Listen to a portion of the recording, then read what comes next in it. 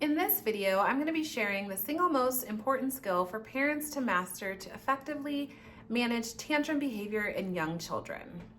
And that skill is emotional regulation. If you're new here, welcome. I'm Courtney.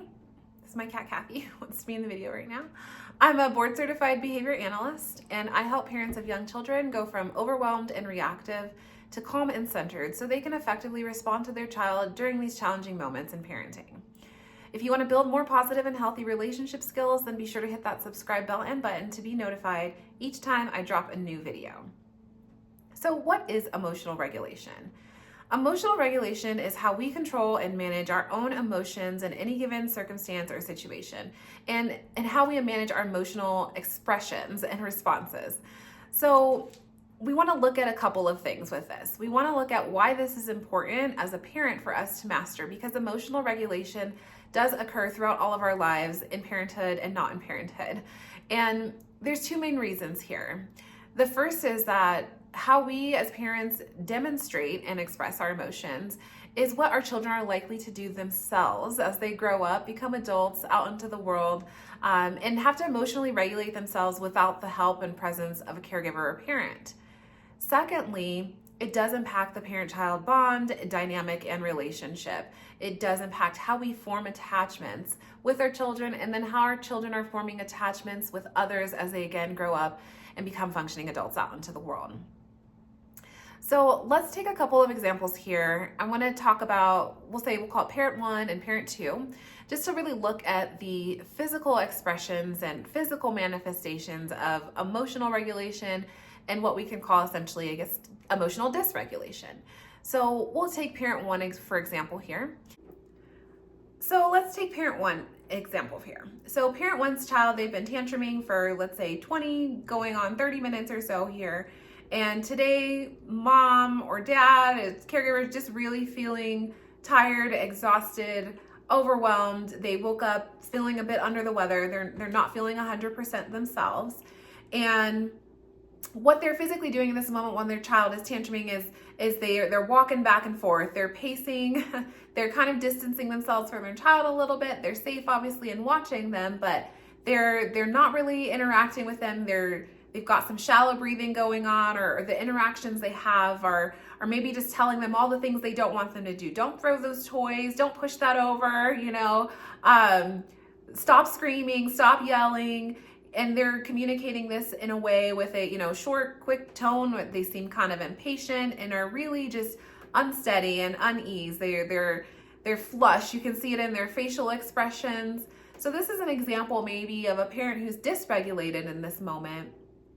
And we'll take parent example number two over here as well. Parent two, let's say same situation, is feeling a bit tired, overwhelmed, exhausted today, woke up not feeling 100%. Their child's been tantruming going on 20 and 30 minutes as well.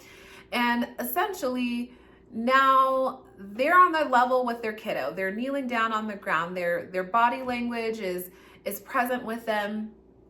And maybe they're providing empathetic statements, and saying, I understand this is hard for you right now. Or they're providing these statements in a calming, even like a soothing tone, let's say, and their breathing is steady and even. They really are not demonstrating any signs of like what parent one was, where they were kind of saying like, I need to step back. I want to have a second for myself over here, and not able to actually be present in that moment during that tantrum.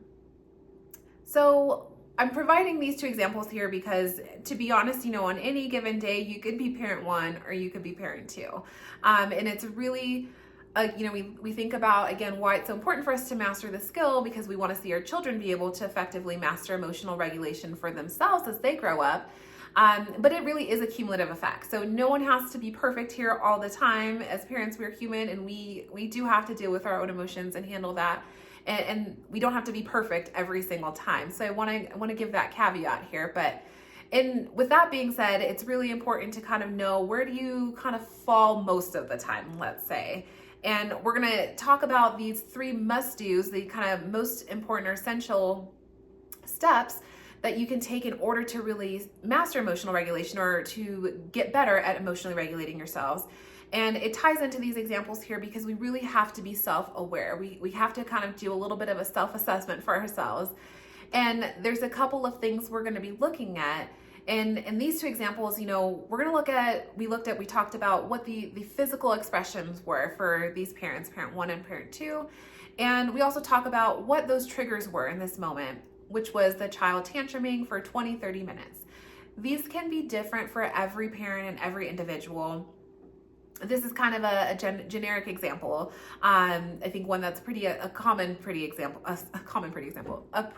example, excuse me. And so I want to just kind of take this to identify again, one, what are the physical expressions within yourself or your body? So what are the things that you are doing that show I am not emotionally regulated at this moment, or I am emotionally dysregulated, right? So again, a quick paced breathing, short, shallow breaths. I'm pacing back and forth. I've got a quick temper. I'm short in tone of voice with my child. Those are some kind of just basic examples that we talked about here as a physical signs that we can look out for. And then secondly, we want to look at what are those triggers? What is happening essentially beforehand in that moment with our child that then leads us to demonstrating all of those physical signs. So for instance, again, in this example, it was my child is tantruming, we'll say crying, screaming and yelling and pushing over their toys, knocking over their toys and kind of destroying the room. They've been doing that for going on 20 and 30 minutes. And that really pushes my button, but it could be different. For you as a parent, it could be when your child, let's say, pushes their sibling, when their child just argues or has fights with their sibling, when they don't share with their sibling. Maybe that is something that is really triggering or frustrating to you. Again, it will be different for everyone. I'm really curious to know what it is for you. You guys can put that in the comment section down below. Let me know what you find your triggers, your common triggers to be with your children. And if there are any physical signs, if you can identify those already, let me know what those are for you as well, because we're going to be using that as kind of a foundation here to establish what the next step is to establish a calming routine for ourselves. And so this step here is step 2. And I want to say with all of this as well, we want to practice these skills essentially that we're building in this calming routine before we're actually in those moments with our children. So in a perfect world, you would be able to practice this, right? And then your child would have a tantrum and then you would be like, cool, I got this. I know how to do this. So your child's not tantruming behavior is not going to wait for you to have this calming routine, and that's okay. But I just want to highlight the importance of practice essentially here. So if we think about emotional regulation as a muscle, it's a muscle like our quads, our biceps, triceps, hamstrings, etc. We want to build a specific muscle. We want to work out our muscles. We want to get strong in our legs or strong in our abs, etc. We know that we have to work these muscles, that they have to be practiced in order to gain that strength. So it's the same thing here with this emotional regulation and this calming routine. The more we practice the calming routine and the more the calming routine becomes routine for us, then the easier it is going to be in that moment with your child that does trigger you for you to actually be able to fall back on this calming routine. So with that being said, what does this actual calming routine maybe look like? And again, this is going to be different for every individual, but there's two things again that are important here. One is that it is a routine and that is something you practice and build into your daily life as a habit, and do this outside of instances where your child will trigger you. So it's always great to kind of pair, if you're trying to add something into your routine, to pair it with something that is already a part of a routine for you. And that could be something simple like brushing your teeth. We're brushing our teeth, washing our face, when we shower and get ready for bed each night, or in the morning, whatever that looks like for you. If you want to pick one or two things to do to start that help you and your body respond in a physiological way, you want your body to respond physiologically in a calming way, go ahead and practice this then. So this could be taking, let's say, even just 5 to 10 deep breaths. This could be practicing specific yoga stretches or poses or any stretch. Maybe it's not even a yoga stretch, it's just You like to stretch? Cool. Something that kind of grounds you, brings you back to your center, reconnects you with your body, the feelings within your body and the sensations within your body. And you can play around with these. Like, again, you can figure out what essentially works for you. And it can be short. It does not have to be long right now. It does not have to be a 30-minute mindfulness meditation. Even if that's your jam though, then do it. But it doesn't have to be to start. We'd really just want to start flexing that muscle. It's the same thing again. Going to the gym, I can't go to the gym and pick up, and do 150-pound squats. Like, that's not going to go over well. So start with something that you feel you can succeed in and something that is of interest to you, that you'd be likely to be consistent with, and just shoot for that. And then step 3 here is reframing. It's positively reframing how we're seeing our circumstance and situation with our child, and how we're seeing those triggers that are occurring. And we want to start here as well. It's like self-talk a bit here. It's what are we saying to ourselves in a given moment while our child is tantruming? Are we saying that we're failing ourselves, we're horrible parents? Are we saying we have horrible children? Our child's a terror, they're not sharing, they're so selfish, they're distracted? Like, what are the things that we're saying that are not supportive, that are not helpful statements? Because if we're selling ourselves that, then we're likely also to see that here. And if you have a hard time with this, I always encourage parents to just start with one simple thing that is really a fact, is that behavior is a communication.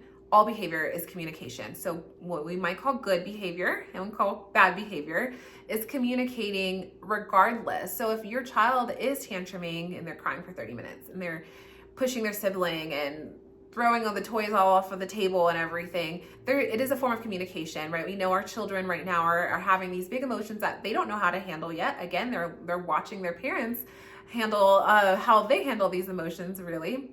But our kids don't know how to handle this yet.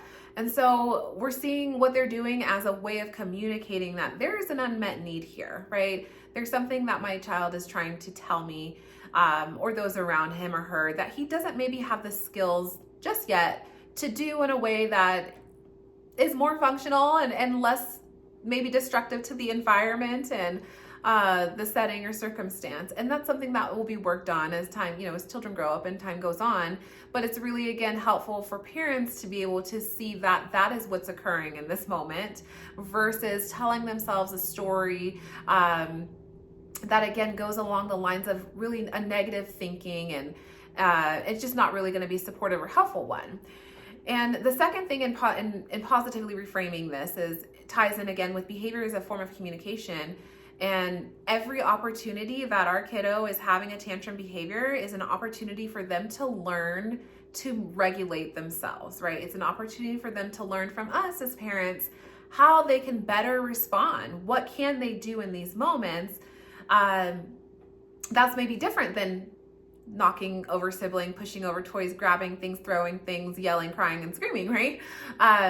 So they're seeing in those moments what else that they can do. And that's really important. Again, this is a cumulative effect. This is not an overnight thing. Again, we don't go to the gym and work out one day and come back looking like the Hulk. It doesn't really happen that way. So it's the same thing with this skill as emotional regulation. And it's the same thing with children learning from their parents positive ways to emotionally regulate. It doesn't happen overnight, but that cumulative effect, consistently going to the gym, consistently seeing their parents practice positive coping skills and positive ways of emotionally regulating themselves, is likely then they're going to be able to do that for themselves as they grow up again and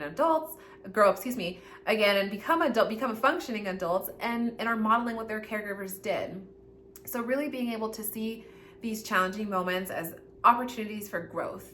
See how your kid is progressing. See how they're learning, how they're picking up on what you're doing, how they're getting better at it each time, is really a good shift in your perspective and your mindset during these challenging moments as well. That can help you then also stay on the bandwagon of emotional regulation and can help you consistently implement a calming routine and be able to consistently and effectively show up for your child during these challenging moments. So there you have it, you guys. I hope this video was helpful. There were some positive takeaways in it for you. And really just know that the stronger you are in your emotional regulation skills, the stronger your child is likely to be in theirs too. So really applaud yourself for showing up and doing your best, because your kids also see that and are likely to do that themselves too. If you're interested in 10 tips for more calmly and effectively parenting, you can click the link below for my free downloadable PDF guide as well. And until next time, happy parenting.